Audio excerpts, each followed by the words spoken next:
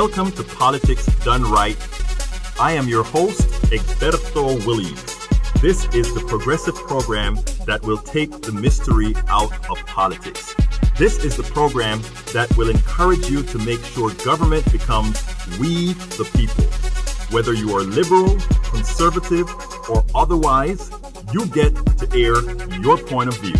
Remember, you can also send me a tweet to EGBERTOWILLIES. That is, at Egberto Willies. Let us engage. It is politics done right. 1, 2, 3. Well, folks, welcome to one more edition of Politics Done Right. I'm Egberto Willies, your host. Thank you so kindly for being a part of the show. We are going to have a great show for you today, as usual. Today, we're going to have a different kind of show, folks. It's going to be a different kind of show. Well, what I mean by that is the topic that I decided to cover is one of quite interest. It's sort of a follow-up on to something that Dr., Economist, Professor Richard Wolff had to talk about. It is something that I talk about all the times. I always talk about, hey, guys, guess what? Our economic system is nothing more than a type of slavery. And that made an indelible impression on me when he came on my show and he made a statement similar to that. And for me, it was like, wow. So this economist actually put the meat onto the bones for something that we've been talking about for quite a long time. Before we get into the program, though, I want to kind of touch on a subject that we touched on yesterday with Ilhan Omar. Ilhan Omar, it's interesting because I wrote a blog up on that today, and not only did I write a blog, what I did is I went ahead and placed it in a few different places, specifically at the Daily Kos, the most progressive blog site, dailyKos.com, DAILYKOS.com. I placed a blog out there as well, and the reception that it got there was more negative than I thought it would have been, and it lends one to believe, what is the hostility? What is the hostility towards Ilhan Omar as well as Alexandria Ocasio-Cortez? It is very disconcerting that it is very disconcerting for me that these strong women engender such a pushback from quite a few people. And I'll be honest, I don't get it. I honestly don't get it. I think these are very strong women, and I just don't understand why the response is not one of outrage that the Democratic Party could be the way they are with these women. But anyhow, we're going to have a good show today. Donald Trump is at it again. I normally don't talk a lot about Donald Trump, but this is a particular thing that I think I should mention. What he decided that he wanted to do now is he said that he wants to throw a whole lot of thoughts, a lot of the undocumented people that are coming over, the people seeking asylum, he wants to throw them into asylum cities. Or what you know what city, the type of cities that they call them. Okay, Michael Rudnan has a question for me right away, and he says, Egberto, what are your thoughts on regarding Julian Assange's arrest? Meanwhile, my thanks go out to Tulsi Gabbard for being among the first to speak out. Meantime, I'm waiting for, let's see. Meantime, where did I lose that? I'm waiting for the rest of the Democrats to chime in. I won't name names, but quite a few of them are taking the sweet time mulling over their responses. I don't have a good response for you on Assange for a lot of reasons. I've taken both sides on Assange. You can say that I've been a hypocrite with Assange, and I think it has to do with some of the things he said. I don't think Assange is an honest broker. I think we need what he does, right? We need to have somebody that is going to put out all the information about, when the the woman, what's her name? I forgot the woman who gave him all the classified information, etc. I am for that. In other words, I want to find and bust up whatever illegalities are going on. Open the light is always a good disinfectant. But Assange, I don't think is the best carrier of the message. There are some people that idolize Assange. I personally don't idolize Assange. I don't think he's one of the better persons that is. But again, that's just my opinion. So as far as the work that needs to be done to put things out, yes, I'm for that. As far as him being the person for it, I think he's a very flawed individual. But I won't go into that there. But tell me what your thoughts are. I would love to hear what your sanctuary cities. Thank you very much. Thank you very much. That's the word. Welcome aboard, Michael Rudnin, Lee Grant, Eric Hayes. Welcome to the show, Samantha Rafat. How are you? Or rather, Samara Rafat. Welcome aboard the show. Let me tell you how I'm going to do the show today. Before I get into the show, I'm going to play. I think it's about a 5.5, 6 minute piece from Dr. Richard Wolff, the economist that was on the show, talking about the part of our economy that really is slavery. And after I do that, I'm going to come in and make the case on several of the issues to show that America, the place of freedom, is not really the home to freedom. And this has much more to do than just the corporate state. It just has to do with we are not a free people, and there are a lot of other places that one could consider much freer. Freedom means that you have the ability to live a life where live a comfortable life, live a joyful life, live a stress-free life, or as much stress-free as possible. So what I'm going to do is I'm going to play the piece from Richard Wolff, and then we'll go into the rest of the show thereafter. Here we go.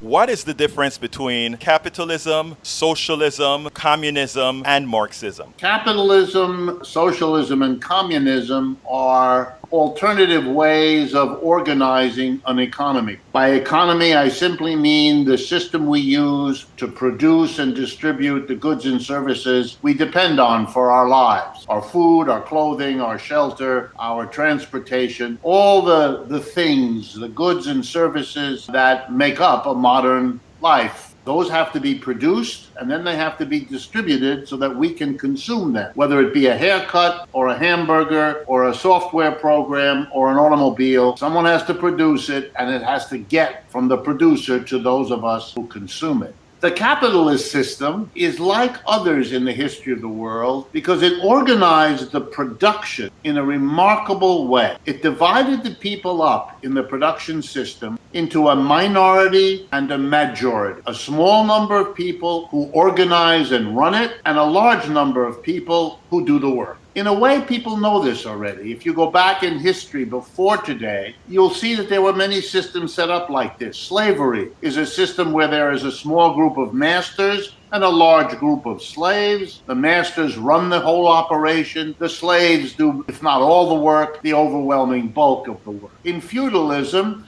again, a small group, we call them the lords, supervise and control a very large group called the serfs. And they work in feudal manors and plantations to organize that work that way. Capitalism is like slavery and feudalism in that it organizes people into these two groups, one that runs the show and one that does the work. But unlike slavery, nobody is anybody else's property. And unlike feudalism, one of them isn't the guy who does everything in charge, and the worker is literally nothing. In capitalism, the small number of people who run the show are called employers, and the mass of the people who do the work are employees. And the way this works is the employees produce a ton of stuff, goods and services. A portion of that they get back. That's called the wage or the salary. The rest of what they produce, over and above what they get back to consume, is called the surplus, and it belongs to the employers. And they use the word profit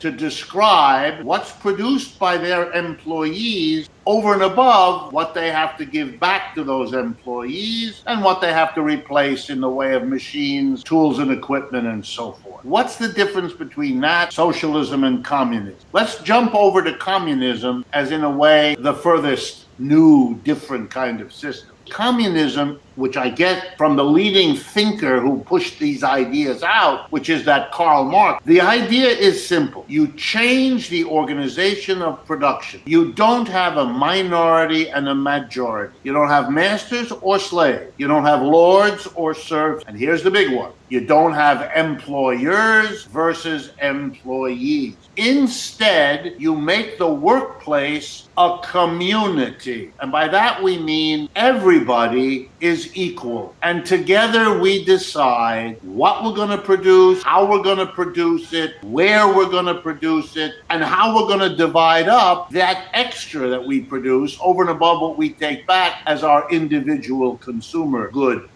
So it's a collectivization, if you like, the communization of the production process. It means that the workplace becomes a democracy, a place where everybody has an equal, one person, one vote, influence on the decision. No more the owner of the business who's somebody else. No more the shareholders who are other people. No, the people who work there will together do the work of producing that good and that service. This is revolutionary. This is radical. This is a real break. It's more of a break with what went before than capitalism was relative to feudalism or slavery. Because while slavery was pushed aside and feudalism too, what capitalism did is hold on to that old division of a minority and a majority. Employer-employee isn't that big a move from lord and serf and master and slave, which is why modern employees often make the kind of sardonic joke, I'm a wage slave, because they understand the link there to something that went earlier. Socialism is in between. It isn't capitalism anymore, and in a certain way it isn't communism. It isn't communism because it hasn't yet gone, and maybe it never will, to the point where all the decisions are made democratically, collectively by all the workers. On the other hand, it isn't capitalism because it doesn't let the employer dictate everything to the employee. The socialist wants to limit what the employer can do to the employee. The socialist wants to protect the employees, the majority, from the profit-driven behavior of the employer. So socialists are the kind of people who push for a minimum wage, who are helpful to organize labor unions, who want to make sure that the environment is protected as capitalists make money. They don't dismantle the employer-employee, but they regulate it, and so they are as troubling to the capitalists as the communists are. The capitalists don't want limits on what they can do from the socialists, and they surely don't want to give up their power and strength in order to democratize the enterprise. And where does Marxism fit in? Marxism is a tradition of thought and action designed to go beyond capitalism and to move in the direction of socialism with an ultimate goal of getting to communism. Marx was the guy who figured out that capitalism, like every other system, is born, evolves over time, and then passes away. Slavery was born, evolved, and passed away. Feudalism was born, evolved, and passed away. Earlier economic systems were born, evolved, and passed away. Marx's argument was that capitalism is no different from any of them. It too was born, it too evolved. So the next stage, here comes the punchline, the next stage is it dies, it passes on. Okay, I hope, I don't know how many of you saw that when we did it originally, but I think it was an important piece to point out that these are economic systems evolve, economic systems come and go. Ironically, the last three economic systems had the master-slave model that we are living with today as well, even under our capitalist model. But the show really isn't supposed to be about economic models specifically or per se. It is just about whether we have freedom or not, whether we live free or not. And the reason I'm bringing this up as a subject is one of the selling points that many of our people are always talking about. The people on the right are always talking about is the reason they don't want to do a whole lot of things. The reason they don't want to have healthcare. The reason they don't want to have these issues is they think somehow these are infringements on their freedom. These are infringements on their freedom, to which many of us ask, what freedom are you talking about? The things that we really want as progressives are the things, in fact, that give people, that reward people with freedom. And that is what I want to talk about today. So what I'm going to take a look at is several issues that we always talk about, several issues that we generally bring into the fold whenever the political season comes in, and then we get hammered over the head. That isn't freedom. That isn't freedom. So where I want to start is to talk about economic systems first of all, and make a few absolute statements. These are statements that you can corroborate later. An economic system does not define whether a country is free or not. You can have a capitalist system in a communist country like we have in China. You can have a capitalist system in a supposedly democratic place or democratic country like the United States, even though the United States, we're going to show, is not really a democratic country, but you can also have a capitalist system in a democracy. You can also have a socialist system within a democracy, and you can have a socialist system within a communist country. Now, the way, if you take a look at the way that Dr. Wolff explained, he actually made a socialism a midpoint between socialism and communism. I don't go for the sake of this discussion. I am looking at the socialist system or whatever, however we want to define it, as the way we interact with the economic system proper. But anyhow, going to the heart of hand, what I really want to start with is to ask. You think you live in freedom. And what we are told all of the times is we are free, and many people speak about wanting to have the government out of your system. And by the way, folks, if you want to add to the discussion, if you want to refute anything that I'm going to say, if you want to actually put your voice out there as well, I would love to have people call 646-716-5812. And likewise, I'll be checking your messages out here on Facebook Live, and if you happen to be on YouTube, I can also see those messages on YouTube and Periscope. So whichever place you are, I have a aggregator right here as well that I can see those messages. So again, I would love to have anyone call 646-716-5812. So we live in freedom. So we supposedly believe that we are a free country. Let's start with one of the major angst between,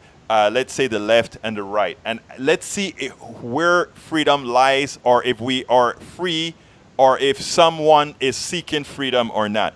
Abortion.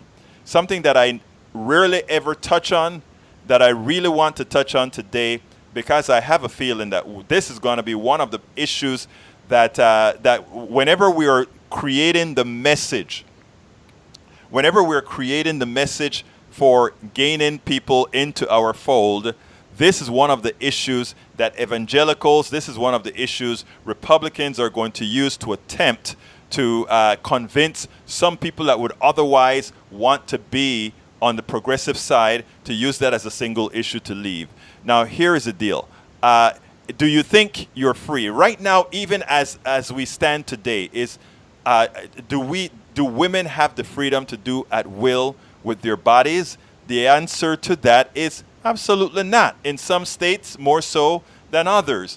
But if a woman cannot control her body, if a woman cannot control how she is when she will conceive, how then can we say that this woman is free? Secondly, think about this. For those of you that are males, for those of you who there is absolutely nothing that you can do to carry a child. Well, at this point, we don't know. Maybe later on that'll change at some point in time. We don't quite know that.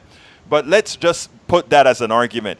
Men should have zero if we are really to be free, and if we really control that which affects us, men should have a zero stake, a zero opinion as far as whether a woman can have an abortion, whether a woman, with anything having to do with a woman's body. We don't have women coming into the fold talking about erectile dysfunction. We don't have women coming into the fold talking about all these issues that pertain to men.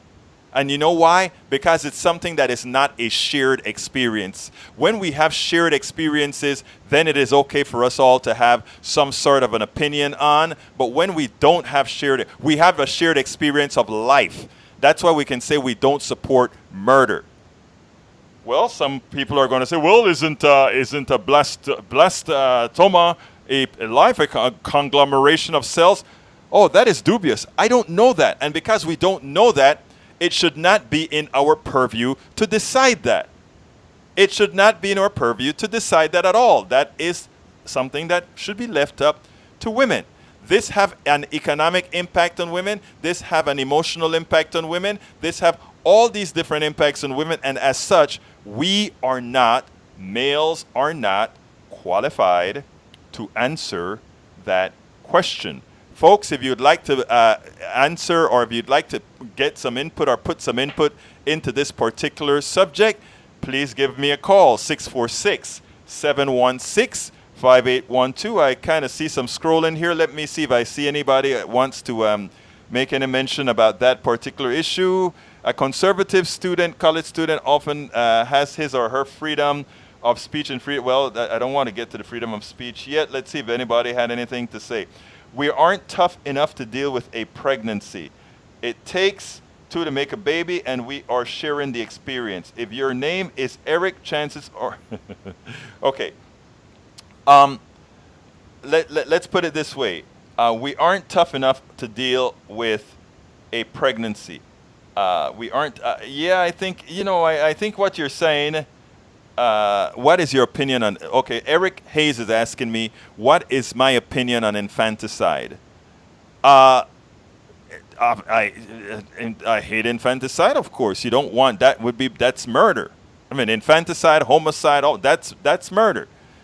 Now, my control ends when that baby is within a woman. I have no control over that. It's her body.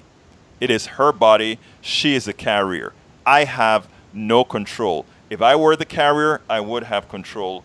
But as one who isn't the carrier, no, I have no control. Before I get to the other subject, anybody else have mentioned anything else that they want to talk about?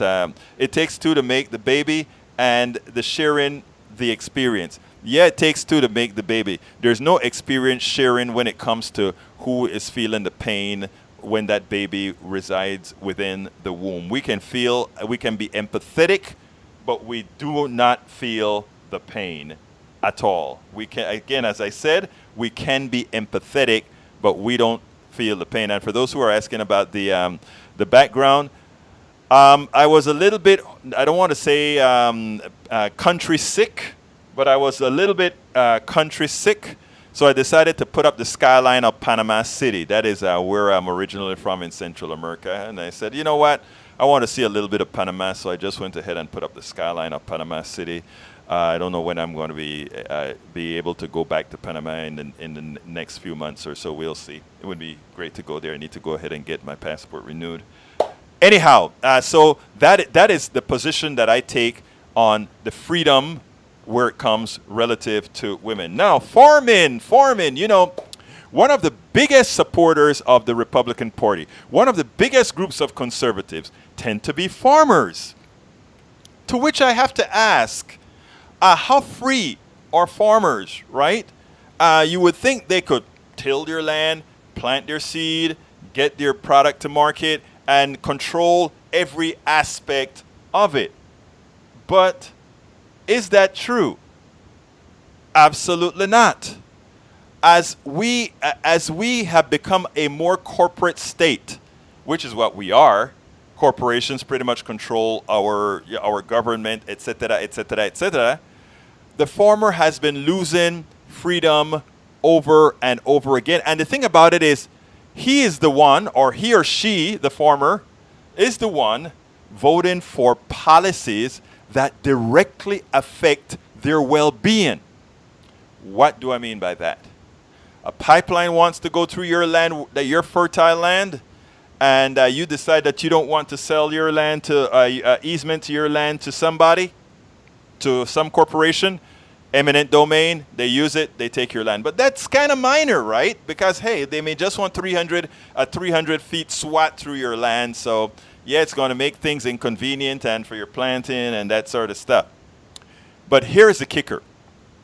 We're moving towards areas where all the food that we grow, or a large percentage of food that we grow, is actually genetically engineered.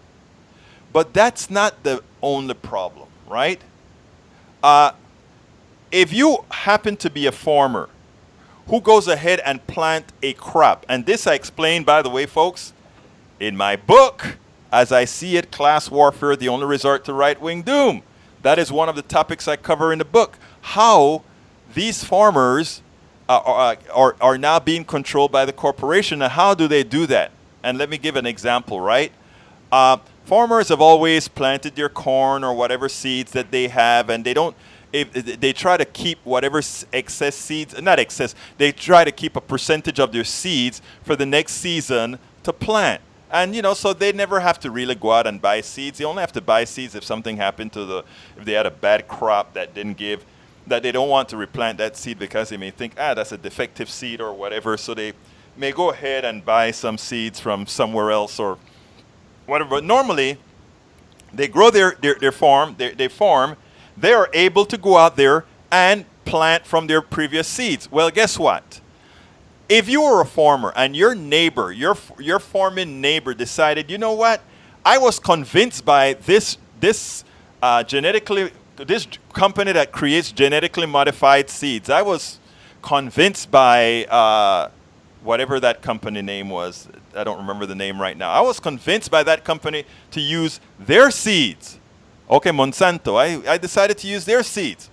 And the farmer next door, he plants the seeds from Monsanto. And great. He gets his harvest of his genetically modified seeds, and you get your harvest of your plants. But guess what? Nobody controls the air. So the pollen from that genetically modified plant flows over to your field, and it pollinates your corn or your wheat or your whatever. It pollinates it. Then there's a spy from Monsanto that goes around farmlands and takes sample. Actually, I think that should have been called theft. But takes unless they buy it, and takes samples of your crop and take it to the lab.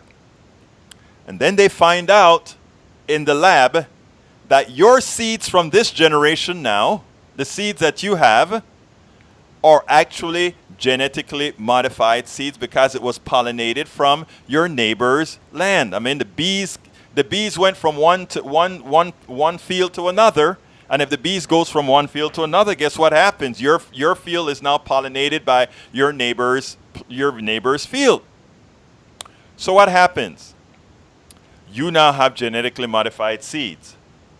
The next year, you collect some of your seeds, and by the way, this is if you're lucky. The next year you collect your seeds, and you plant it, and there comes to your home a suit. And a suit comes and it says, or you're served. You're served with a subpoena. Now, guess what? You are in violation of Monsanto's patent because you are using their intellectual property on your field. And you can go ahead and scream up and down, oh, no, that's not me. I planted my seeds. If that pollen came over here, that's their, nope. The courts have already settled it. Well, as of the writing of this book, that is, I don't know if there has been subsequent things then. Guess what? That farmer, I think he was a Canadian farmer and an American farmer, lost the suit. Now, René Perpetua is telling me that those farmers can now sue. And that would be great, because I tell you what, just like they sued for corrupting their pollen, I think the other way should be around as well. What I think should happen is it should just be squashed anyhow. But anyhow, as it turns out, let's say René said farmers can sue now. Yeah. Okay, as it turns out, René says farmers can be sued now for having their fields genetically modified by pollen from somewhere else. And I think that's the way it should be. What it really should be is that if you want to genetically modify something, you make it so that, since plants have to pollinate themselves, right? You get a plant, you get the pistola, and then the pollen drops into the pistola, you get your seeds, and et cetera, et cetera. What I think is that if they are genetically modifying this food that you're going to use, is they better find a way to turn it off if it gets into your plant, right? I mean, that would be the right way to do things so that they don't contaminate other people, or find a way to grow them in some form that does not affect you. Okay, seems like I have a caller. Let me go to the phone right now and get to the caller. Caller, you are on 573. You're on. Yeah, hey Roberto, this is Mike. Hey Mike, how you doing? I'm doing good. I just had to kind of correct you a little bit here. Sure, please do.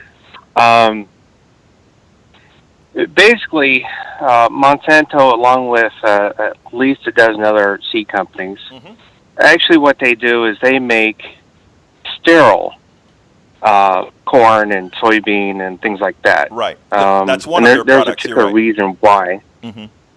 No, that's the major product. Now, what they do is that farmers will go buy the seed in bags and stuff like that to plant in their things. Right. The corn or soybean plants that grow are sterile. Okay, and there's a very good reason for that particular that thing. That is actually a reason for that, and that is you can't have that is the ensure right, because and then you can't have cross pollination either. Okay. Actually, what happened is that a farmer had leftover seed from a contract that he had made with Monsanto, and the contract says that you either use all the seed up or you return whatever is not used. Well, he kept the seed and he forgot about it basically, and he ended up giving it to a neighbor. Okay, and then the neighbor used it and planted it, and basically what they ended up doing is they looked when they came to see what it is that they have test they can test for the genetic for different kind of varieties right so what they ended up asking about your neighbor, he's got what looks like the same stuff, and he either probably said he had some extra seed or whatever, and then he forgot that he was under contract. Okay, and that's the reason why they sued. No, actually, we're talking two different cases, though. Let me just tell you that we're talking two different cases. But go ahead. Okay, but cross-pollination doesn't happen. Okay, the plants are actually genetically produced to not be able to cross-pollinate. That is what I am saying should seed that. Let me just break you a second here. That is what I'm saying that should happen. If that is happening now, as of the writing of the book, when I wrote the book, cross-pollination could occur. It was just a different genetic, just that genetic code was planted in the new, in the tree, into the other crop land, if you will. But no, cross-pollination can occur. But with regards to that, I was going to get on the other subject of sterility afterwards, but please continue, and then we'll talk about the sterility portion. Okay. Well, the reason you do that is because people need to rotate their crops. You either rotate between corn and soybean and so on. Corn one year, soybean the next. The problem is that when you go to harvest, there is a fair amount of seed that is actually end up being dropped in the field, and you don't want that seed to then grow up in your soybean field the next year. So what they did was they made the plants themselves, as far as the corn or soybean that they produce, sterile, so that if it does drop on the ground, it won't do anything. Okay, it still produces the same corn and stuff, but that it just, it won't come back the next year. So all that kind of stuff and the cross-pollination and everything, there's no way that could happen. Okay, now let me just correct you on one particular issue, and because I had gone through this when I wrote the book a few years ago. Two things. Item number one is you are teaching me something if you're saying that they have fixed the genetics that only, in other words, if I plant a seed, that seed grows. The fruit has two parts. A part that's going to pollinate the same fruit itself. It's almost like having sex with yourself, right? But I mean, if you're telling me that the way they've been able to figure out how to do that, in other words, that it can pollinate only its species, then I don't know that. So I confess to what I don't know on air every single time. What I do know in its previous versions during the time that my book was written, cross-pollination occurred, and it occurred all of the times. That was number one. Number two is you gave an interesting story, Eric, and I wanted to pull the hair out that I don't have, and let me tell you what I mean. That was such a plausible story that you spoke about. Rotating the seeds falling on the floor and remaining sterile because, I mean, that's a great story. That is the story that the corporations give you. But the real reason for making the seeds sterile. Egberto. Go ahead, sir. I do it every year. No, that's not what I'm talking about. I'm not saying that you're not. Yeah, I can't take. No, I agree with you. I can't take what I make. I can't take the seed that comes from the plants as I harvest them. I can't take that seed and plant it the next year and expect a crop. I agree with you. It doesn't happen. It doesn't do anything. I agree with you. I've tried. No. That's not what I'm saying, my friend. What I'm saying is, I love the rationale that the corporation gave for debilitating your ability to do that. In other words, when you looked at me and you gave me the story about having to do one crop one year and the other crop the other year, I know that, right? That is true. But the funny thing about it is that is the message that the corporation uses. But the reality is the reason they make sterile seeds isn't for that. The reason they make sterile seeds is so that you can go back to them every single year and buy seeds without you being able to make your own. No. That is the real reason. But what I'm saying is, if you said, if they went to Congress or anybody and said, Egberto, go ahead, sir. Go ahead. Let me explain real. Yes. Okay. Basically, what there's an actual natural reason to rotate between corn and soybeans. I agree. And soybeans is what they call legume, and it actually fixes nitrogen into the ground. Yes, I understand that. Into the ground. But if you try and plant corn every single year, you're going to completely leach your ground. Okay, so it's proper to be able to rotate. So the farmer said, "Hey, we need seed that won't grow if we get a bunch of it to fall on, if it ends up falling on the ground, which it does when you're combining, so that the next year we can actually plant the soybeans and be able to harvest those without harvesting corn at the same time. It's like having two and so on. So it was a need by the farmers that prompted these companies to be able to develop seeds that did that, and to lessen the need to actually have artificial nitrogen be able to be put in the ground.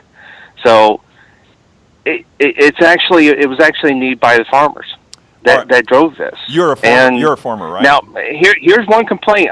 Here's a complaint I'll give you. Mm-hmm. Okay, a lot of these plants are resistant to like Roundup and all those kind of things. Okay, they're also resistant to certain bugs and pesticides and all that kind of stuff. Mm-hmm. But it's a vicious circle because those bugs and pesticides and things that they use for weeds and stuff, the weeds then start adapting, the bugs start adapting, and it just completely, you have to keep going over and over and over again. I mean, it's just like diseases, that viruses and stuff. Mm-hmm. So that one thing, we're almost coming completely full circle again as far as a lot of these things that I see as a really bad situation. That's probably out of something that y'all look into as far as the problems that farmers are having, because they've been continually changing these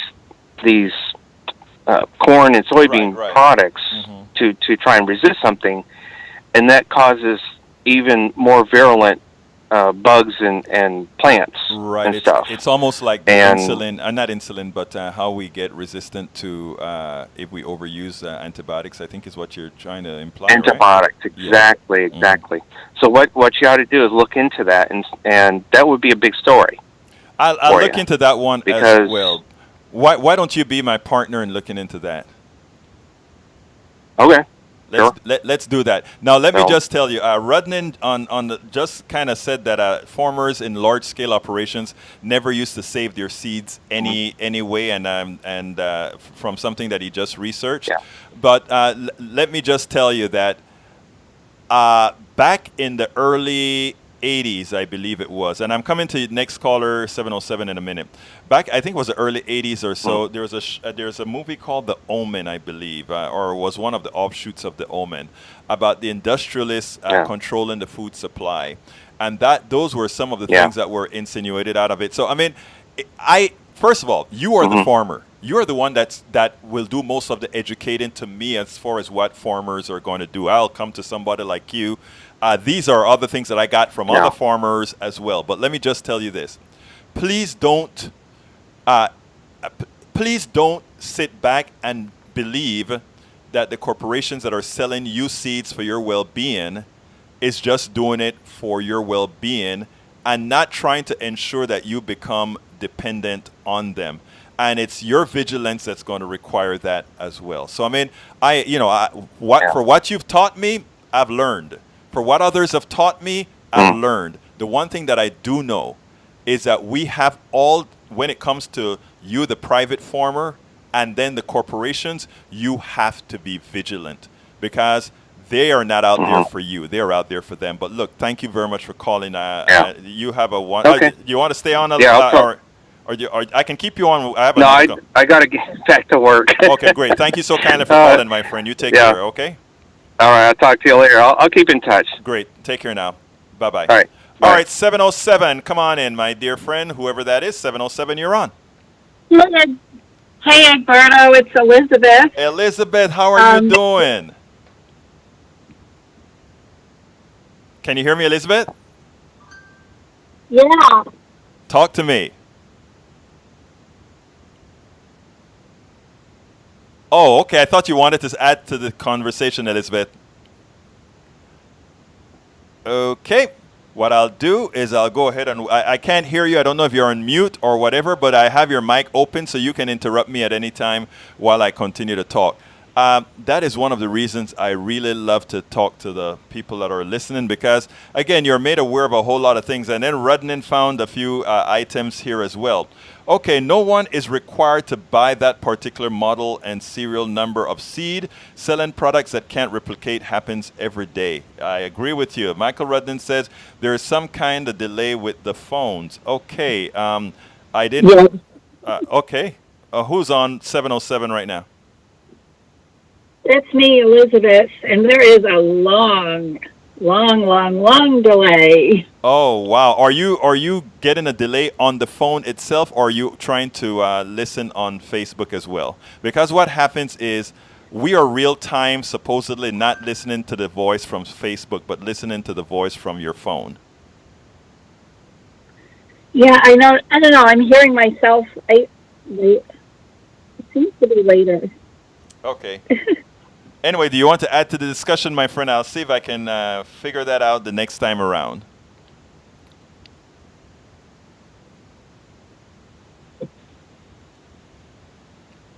Elizabeth? Okay, maybe you can try calling back again, Elizabeth, and then maybe in case there's something, because it seems like it worked pretty well when Eric was on. So why don't you call back again? Okay, let me see if I have some, before I get to the next subject, let's see if I have some messages that I need to read about here. There have been a handful of incidents where Monsanto sued farmers by cross-contamination. Yeah, thank you for finding that one. I think that's one of them that I used in my book. And before I go, I guess it's about that time. There I go, late again. Folks, I'd like to ask all of you that are listening to consider becoming subscribers to Politics Done Right. You know we do our work. You know we're out there saving the country, or doing what's necessary for us all together to save the country. Please consider going to patreon.com, patreon.com/Politics Done Right. Again, that is patreon.com/Politics Done Right. I'm currently writing the book, How to Make America Utopia. That particular book is, I'm on chapter 3 right now. Chapter 2, 1 and 2 are online. You can get to it right away if you subscribe to at patreon.com/Politics Done Right. But all the books that I write will be eventually online, and every subscriber can read all the books online. My other book, the book that is out right now, is called As I See It, Class Warfare, The Only Resort to Right-Wing Doom. Again, that is As I See It, Class Warfare, The Only Resort to Right-Wing Doom. The full text of that is all as well online. As a member, as a subscriber to Politics Done Right, you can read that book online. And of course, you know, over the last few years, I've lost a lot of weight. I'm coming back to you, 707 in a minute. I've lost quite a bit of weight. And you know what? To help subsidize Politics Done Right, I figured, why not turn that experience into a book, help others with what I've done and how I'm keeping it off. And I am keeping it off. Recently, I put back on about 7 pounds or so. I'm in the process of taking that. By the way, I lost 50 pounds, okay? So I just put on about 7 pounds. Just today, I was talking to my wife and said, hey, you know what? I'm following my own book on what I need to do on that daily weight kind of a thing. I'm following all the procedures in my book to take that right back off. I mean, nobody sees 7 pounds on me, but I know it's there, and that's how it's done. That's how I did it. Lose weight and be fit now. Say no to snake oil weight loss. You get that book, you're actually helping Politics Done Right as well. Let's see if it's better now. Is this any better now, Elizabeth? Yeah, I think it's because I had both the Facebook and the phone on. Yes. So talk to me, my friend. I haven't heard from you in a while. A great hearing from you. I know. I sometimes poke in on your talks on Facebook, but never have time to respond. But I was noticing with the Monsanto talk, I can totally understand, like the previous caller, he was, he's a farmer, so he has a lot of technical knowledge about this.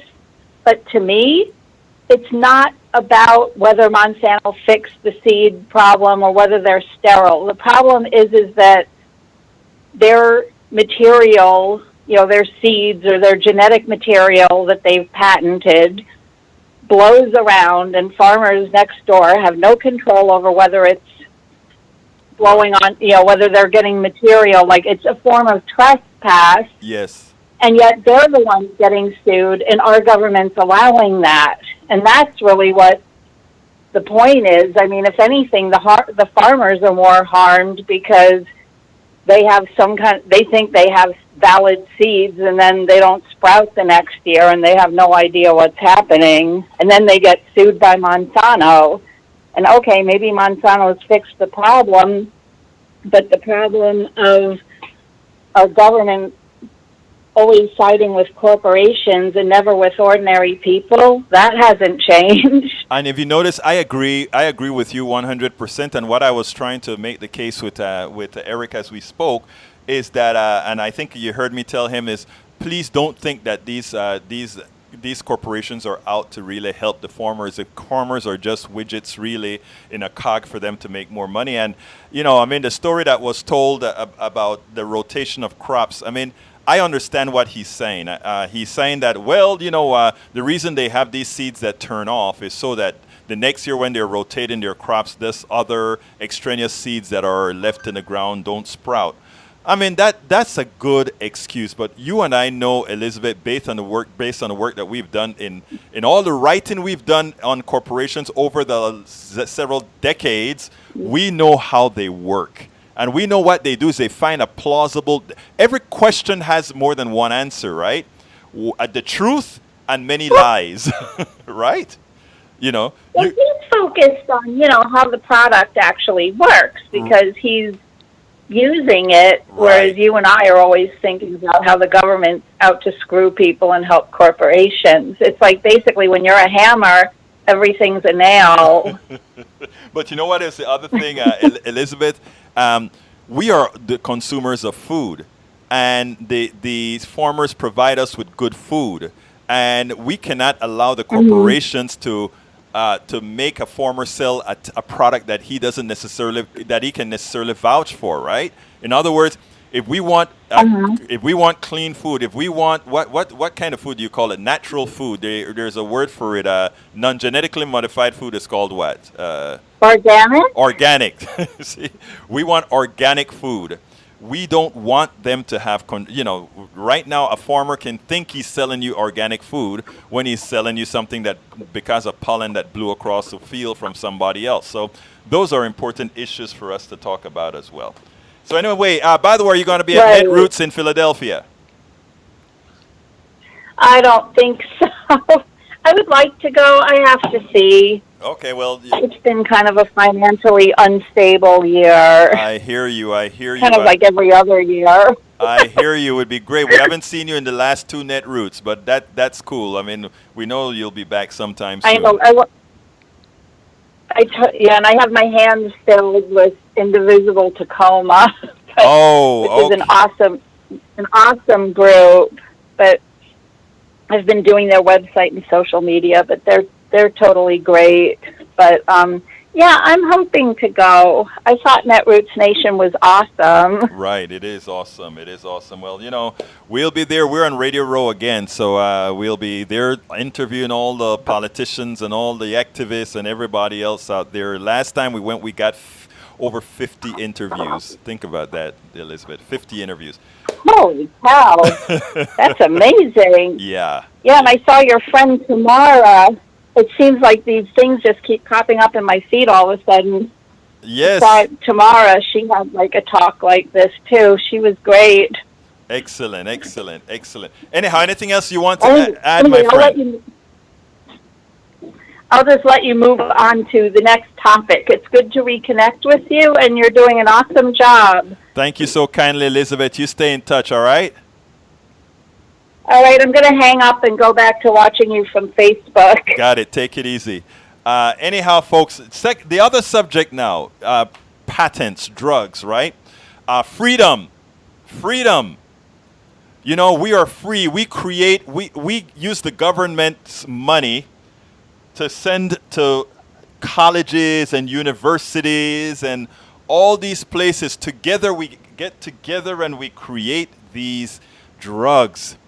Because corporations only want a sure thing. They like to lie to you about, oh my God, we have to invest in this, right? Okay, fine. We build the drugs. We create the drugs at the universities and colleges. When it seems like it's going to be viable, the corporations come and they take it. Sometimes the university get a little reward, sometimes not.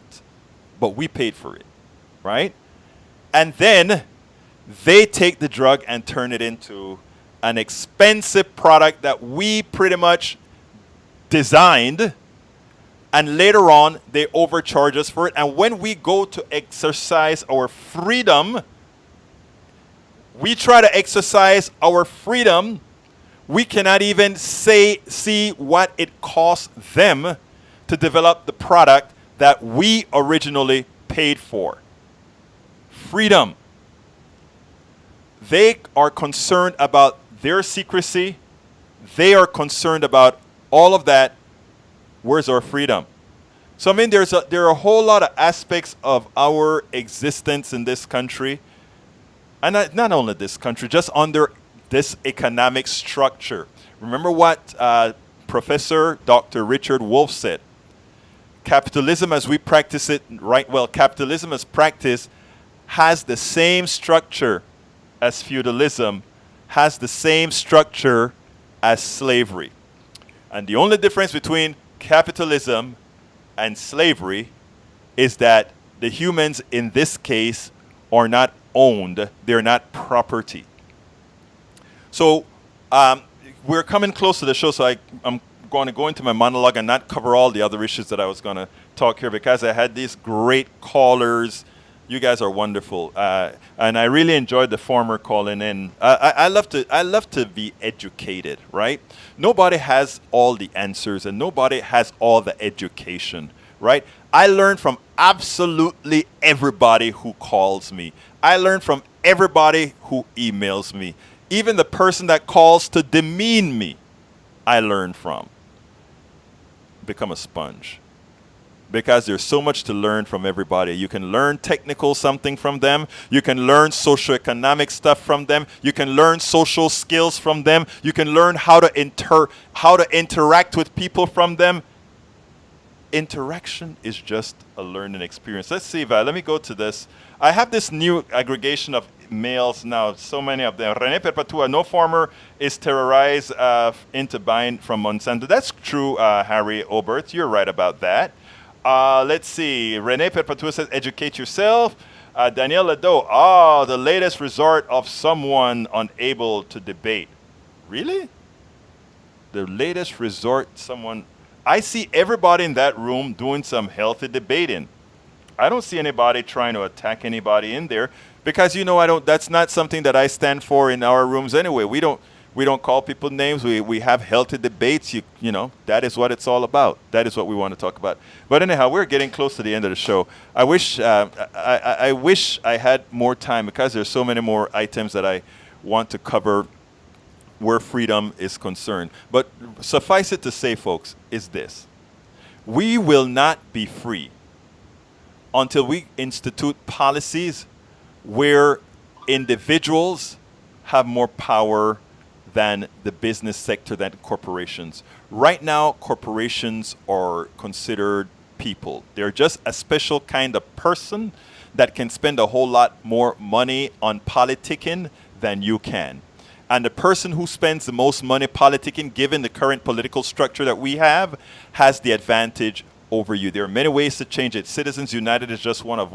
We have to take care of Citizens United, McCutcheon, and several other Supreme Court laws. But one of the best things would just be to limit the amount of money people can actually put into politics. But above and beyond that, we have to start coming back to the point where our government really means what it says, we the people.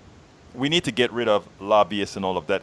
I was a co-executive producer of a film called Legalize, on a documentary called Legalize Democracy. What I'm going to ask you to do is go ahead and check out Legalize Democracy if you can. Look that up. It's on my website. Go to egbertowillies.com. It's a 26-minute document. Well, 26 minutes so that they can play it on air and all that good stuff. Called Legalize Democracy. It's a documentary that pretty much shows how we went from people from the corporate control back to slowly people gaining back control and then going back the other way. And I want to tell you this because this is very important. Americans are starting to realize that we really are not the democracy that we think we are. And also the corporations and the plutocrats are realizing that Americans are starting to realize that. And there's a defect in our Constitution to mitigate that for the plutocrats. And that is what Mitch McConnell has been doing. That is what Donald Trump's been doing. We have 3 branches of government: executive, legislative, and judiciary. But they like to say they are co-equal segments of the government, co-equal branches of the government. I've never considered them co-equal branches of the government, and the reason why is as follows.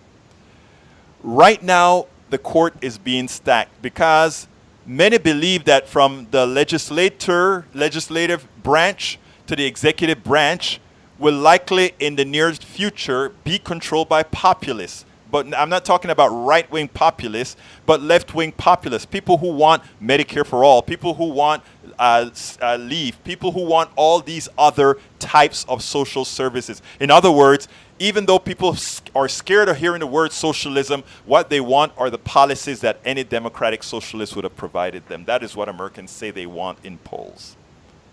And to do that, it's going to mean the redistribution of monies justifiably, because those who are wealthy did not earn that money. We earned it. Is, as Dr. Richard Wolff said, they are living off of our excess labor. They are living off of our excess intellect.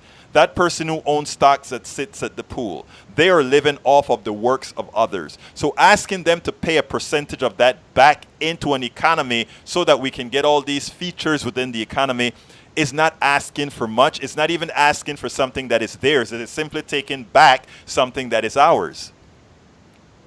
They know that. They know that eventually that is going to sink into people's heads.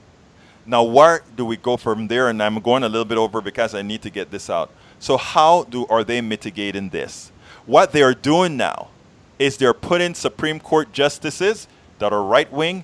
They're putting appellate court justices that are right-wing, district judges, and all these guys. Because what's going to happen is every law that's passed by Congress and approved by the president, when it is too disadvantageous for the plutocracy, they'll simply take it to their judges. The judges would mark it unconstitutional, and it would be extraordinarily difficult to get that overturned. The only point that we have after that is the impeachment of judges. And that's a very long and convoluted process. So we have to protect our democracy now. We need to protect it now going forward, starting from every election going forward. Before I go, I really want to ask you guys to please remember to go to patreon.com/politicsdoneright, patreon.com/politicsdoneright. Join the fold. Please become a subscriber. It's very inexpensive, and you support something positive that's moving us forward in reclaiming our democracy.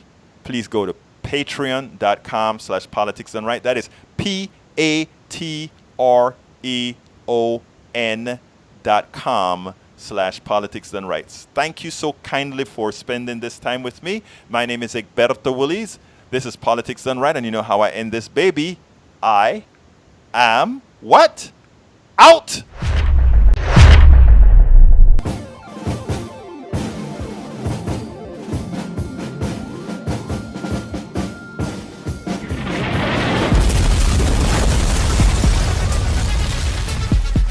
Welcome to Politics Done Right. I am your host, Egberto Willies. This is the progressive program that will take the mystery out of politics. This is the program that will encourage you to make sure government becomes we the people.